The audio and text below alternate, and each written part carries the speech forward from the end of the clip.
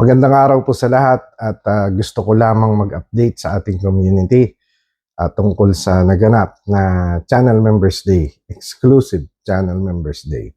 Okay, so we successfully launched our first Channel Members Day last weekend, July 4, kung hindi ako nagkakamali.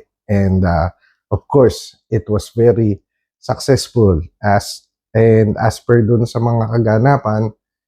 Aside from the usual fun games and prizes that we did, nag-conduct din tayo ng kumustahan amongst our channel members from different parts of the globe. Merong nasa Hong Kong, karamihan nasa Pilipinas, at meron ding nasa ibang lugar kagaya ng dito sa Canada. And it was all fun. It's nice to meet up with you guys ulit. And yun, salamat sa inyong pagsuporta. Nagkaroon din tayo ng pakikipag-usap, a heart-to-heart talk with one of our channel members who was undergoing or who is undergoing a certain situation sa buhay kung saan yung kanyang anak, his son or her son, ay nag-undergo ng isang stage in life na kung saan it's a medical issue. And yun nga, nangumusta lang naman tayo ano yung mga pangangailangan at kung paano tayo makakatulong. At the same time, nagkaroon din ng konting educational value doon sa usapan na ito na kung saan tinalakay natin kung how would we go about doon sa mga lalo na sa finances na kinakailangan pag may problema tayo sa kalusugan. Ano-ano yung mga ahensyang pwede nating lapitan at kung paano natin i-go about yung mga pangangailangan at ano yung mga dokumentong kailangan natin i-prepare para makamit natin yung ating pangangailangan. Okay, at the same time, we did our poll, okay? And una, sa fun and games na ginanap natin, I let the members decide kung anong mga laro yung gusto nila. So, siyempre, alam na this. Una, bingo. Kalawa, ruleta. Okay?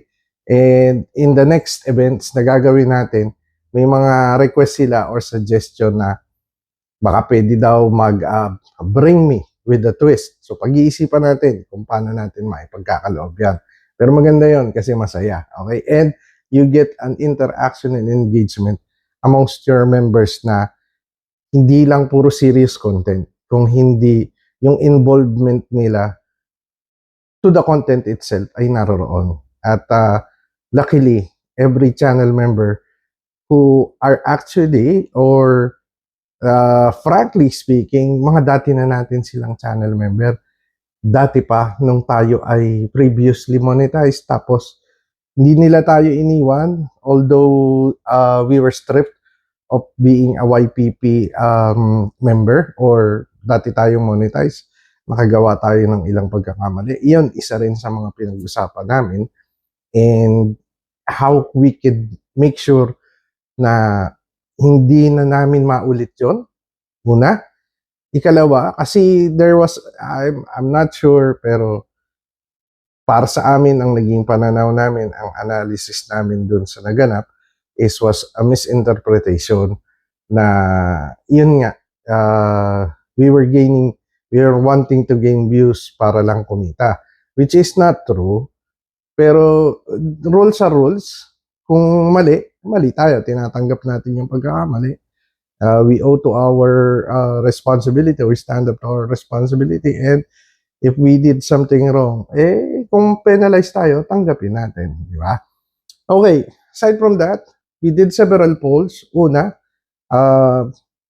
recently kasi, may napanood o natutunan ako na mostly the contents on any social platform actually is basically based on two things. One is education, yung may natututunan tayo sa pinapanood natin. Or two, entertainment. Okay, yun yung mas, kumbaga, click. So, I took the effort na tanungin yung ating mga channel members who were willing enough to answer dun sa polls kung ano yung gusto nilang pakita na content natin. Yun nga, education is went as number one, and then second is yung entertainment. At sabi nga nila, every time naman tayong nagla-livestream, na-entertain ang lahat. Maraming salamat po kung ganoon. Ngayon, with regards to the first choice, which is education, at dahil karamihan sa kanila ay kagaya ko, na small YouTube creator din, they wanted contents, tutorials on or about YouTube. Ngayon, a secondary poll was made, niliitan natin yung choices or yung parameters kung saan tayo, anong klaseng content tungkol sa YouTube na tutorial ang gusto ninyo. So the choices were, first is monetization, second would be strategy, and then third, sa totoo lang, nakalimutan ko. But those two are the top. Number one is monetization, and number two is strategy. So, kilinaro pa natin. Another poll was given to the channel members, and sabi na, okay, ano yung tungkol sa monetization na gusto nyong palawakin natin yung ating kaalaman?